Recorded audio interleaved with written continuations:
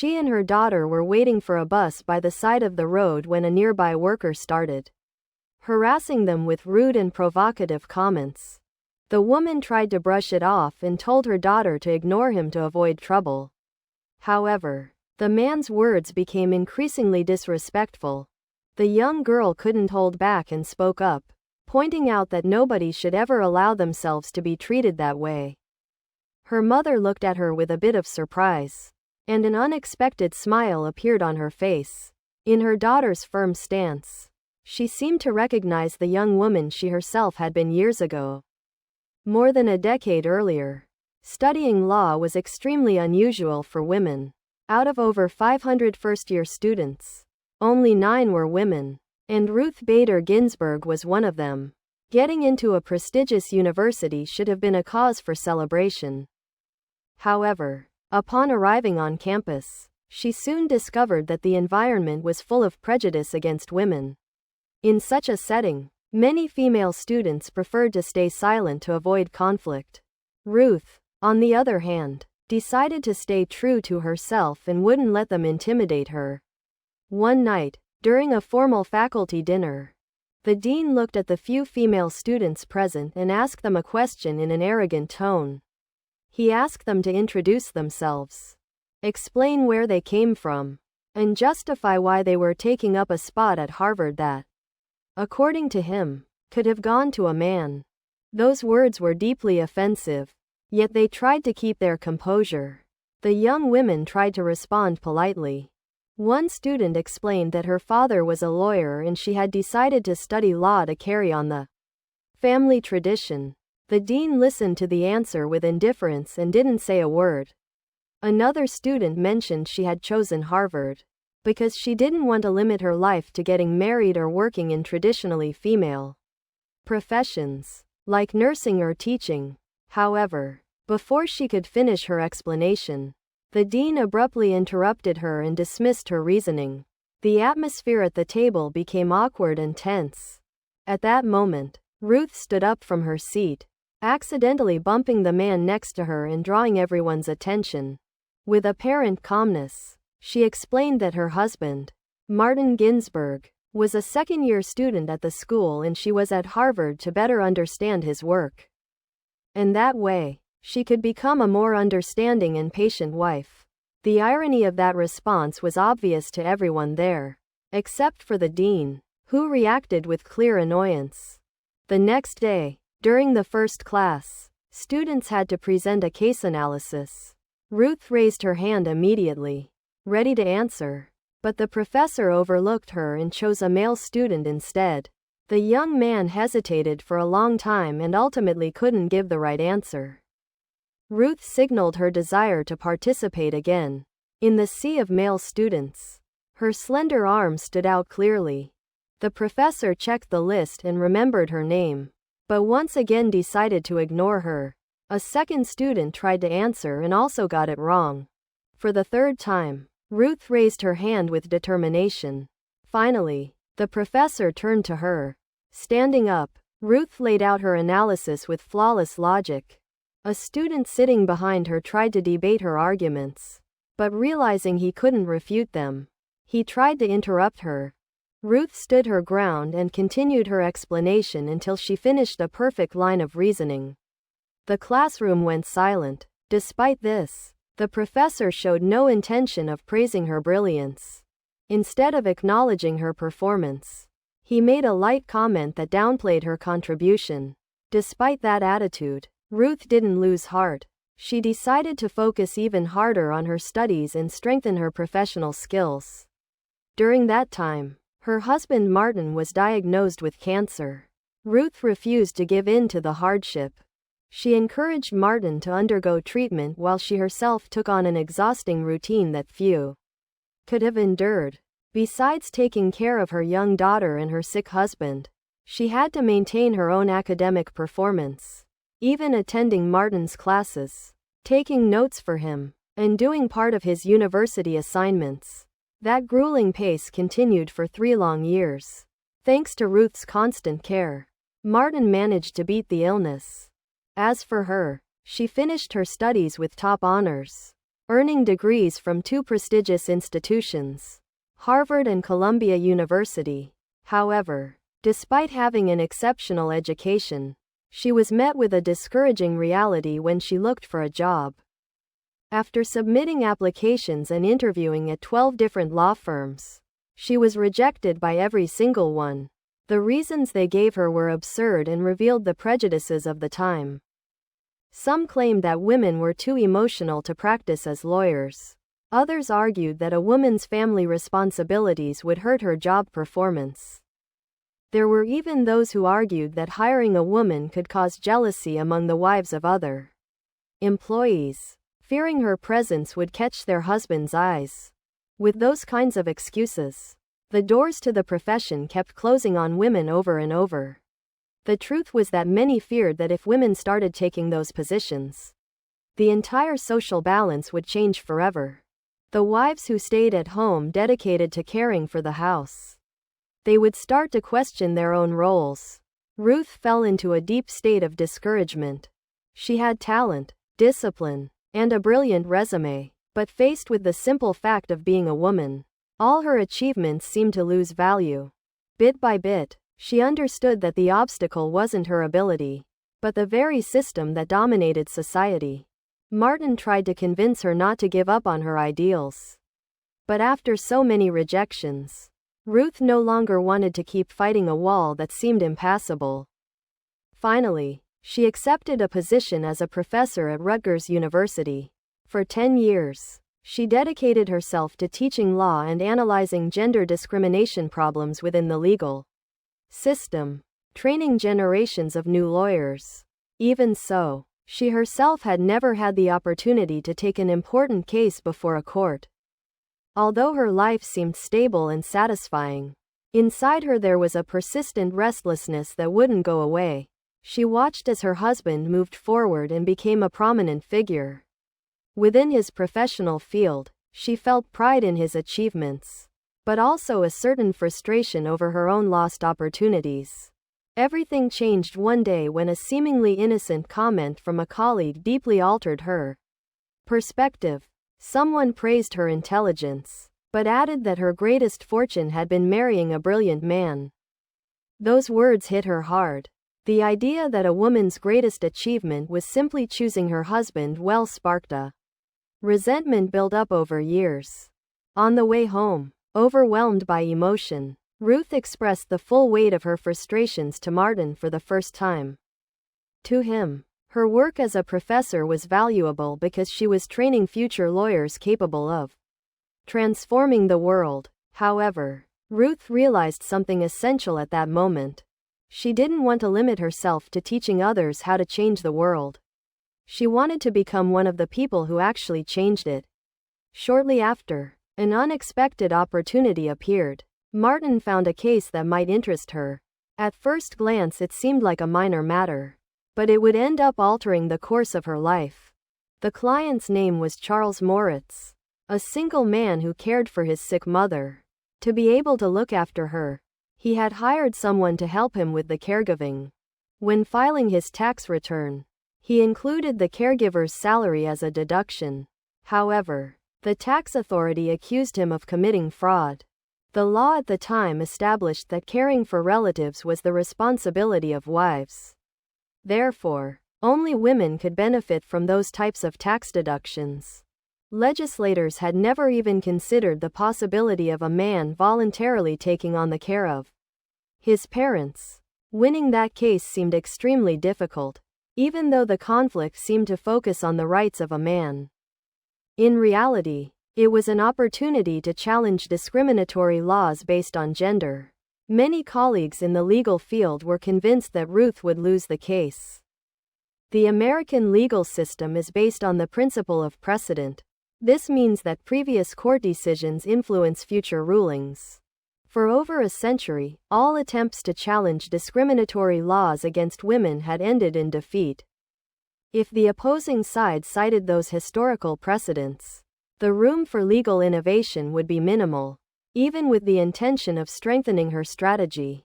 The next day, Ruth took her daughter to meet a figure she deeply admired. a woman who had dedicated her life to the defense of civil rights. She hoped to get inspiration or advice, but the response was discouraging. According to that activist, society still wasn't ready for those kinds of changes. Mindsets had to be transformed first before the laws could be modified.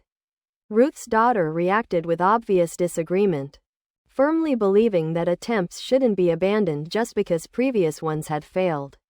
While they both waited for a bus by the side of the road, several men began to mock them with provocative comments. Ruth initially thought about ignoring them, but her daughter responded firmly and without hesitation. For a moment, Ruth stood still. The courage and determination she saw in her daughter reflected exactly the strength she herself had been looking for years. At that moment, she understood that right in front of her, a young woman was growing up free, determined, and without fear. She remembered that just 20 years ago, a woman couldn't have become what Ruth was at that moment. However, she also stated that times had changed and that society was already moving toward a new reality. Those words sparked a renewed hope in Ruth. That same night, she enthusiastically wrote her legal argument, maintaining that society had evolved and that old precedents could no longer keep dictating the course of the law. According to her reasoning, the real challenge now consisted of establishing new rules in line with modern times.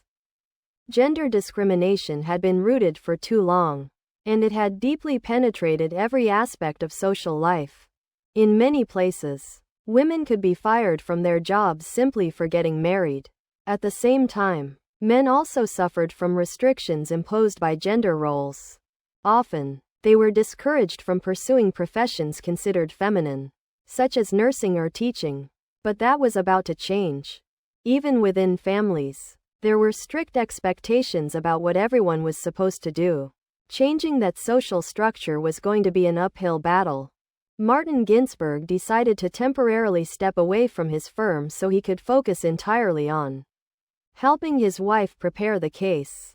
They worked side by side, analyzing laws, reviewing precedents, and searching for the key point that could anchor the lawsuit. Meanwhile, the officials at the Justice Department were feeling pretty confident that they had a high chance of winning. Still, after taking a hard look at the defense's arguments, they realized they needed to proceed with extreme caution.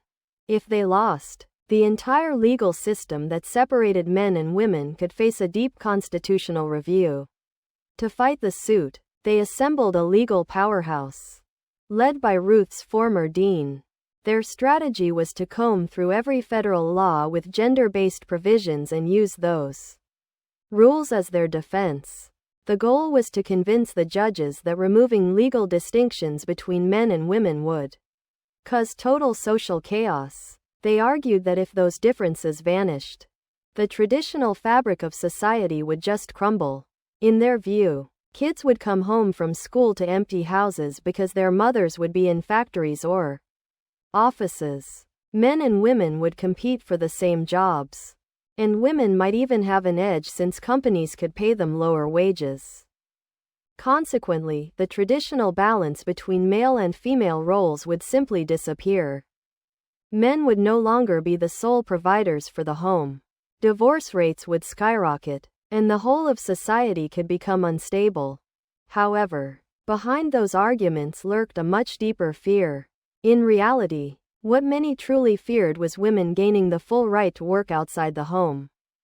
If women entered the workforce in droves, it would mean the end of the unpaid domestic labor that the traditional system relied on. The opposition to women competing professionally was, at its core, an attempt to protect male pride and keep a social order based on controlling women. Meanwhile, Ruth got 3 fellow lawyers together to do a mock trial.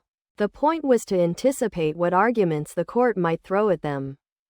But since she didn't have much courtroom experience, the judge running the practice session dominated the discussion right from the start.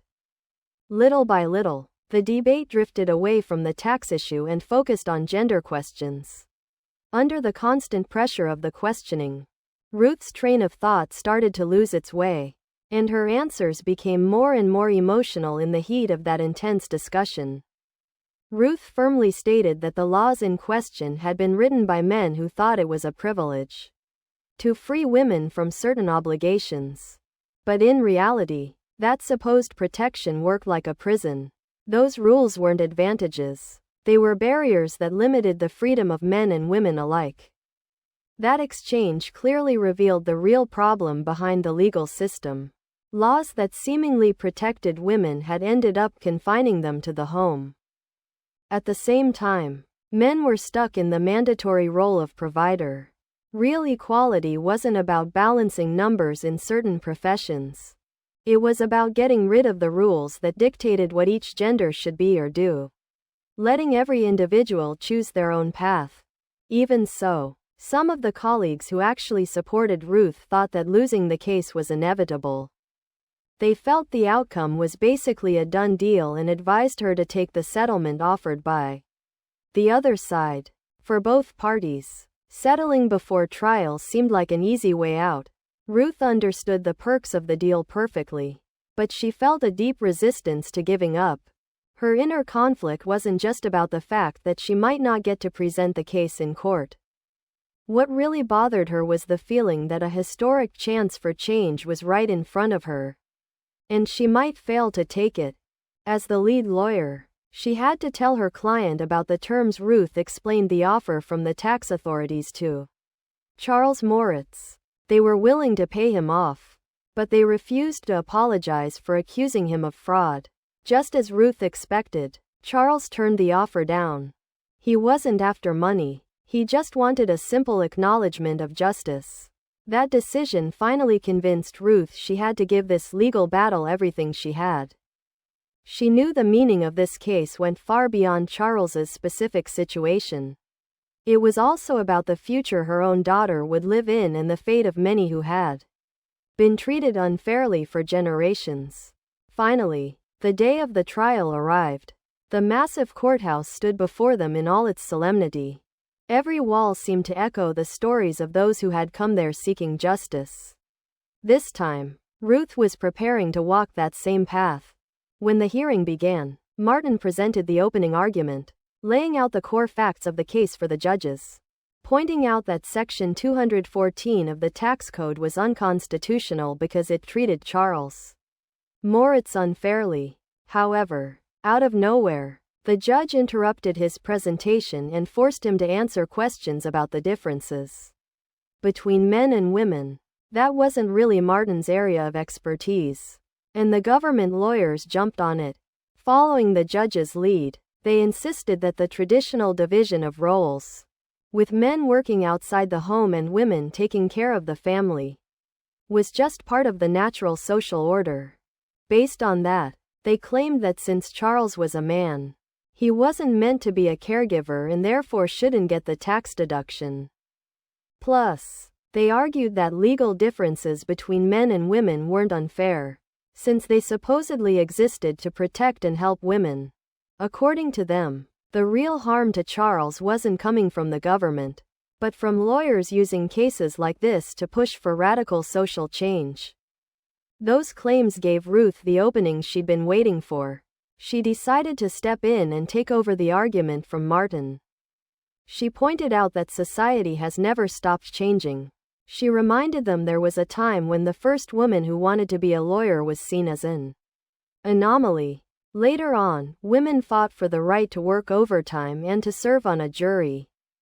And more recently, even for basic things like having women's restrooms in public buildings. Ruth explained that if society had rejected all those changes, it never would have moved forward. Times are always evolving, and the legal system has to keep up. When the judge noted that her request meant overturning nearly a century of legal precedent, Ruth replied they weren't trying to destroy the law, but to set a new precedent, just like it had happened before in history when rules became obsolete. The judge also mentioned that the word woman doesn't appear in the U.S. Constitution. Ruth shot back that the word freedom doesn't appear either. Yet both concepts are essential to constitutional principles. When it came time for closing arguments, The judge asked Ruth to keep speaking. She explained that the main point of Section 244 wasn't to protect women or discriminate against men, but to allow those caring for family members to be able to work outside the home. She pointed out that Charles Moritz was raised to be the kind of man any society should admire. Someone willing to care for his family with responsibility and heart. Ruth clarified that her request wasn't about changing the country with a single court decision. In reality, the country was already changing on its own. All she was asking was for the law to protect society's right to keep evolving. Finally, she reminded them the Constitution wasn't written just for women, or just for men. It was written to guarantee equality for all citizens. The goal of her argument wasn't to tear down the legal system, but to slowly fix the rules that had become outdated over time. For the sake of justice and everyone affected by them. Respectfully, she asked the judges to start that process of correction. Although the final verdict hadn't been announced yet, many could already sense the result. A historic change was about to be born, and the course of history was quietly beginning to shift. From that moment on, legal professionals could challenge rules that upheld gender discrimination. Bit by bit, women would stop being seen as subordinates under the law. The bans that limited their ability to work would vanish, and their rights as full citizens would finally be solidified. That's how Ruth won the case and set a precedent for future equality laws. In doing so, Ruth Bader Ginsburg reached the goal she had chased for so many years. And with that, the film's journey reaches its end, marking the dawn of a new era of equality. I hope you enjoyed the story.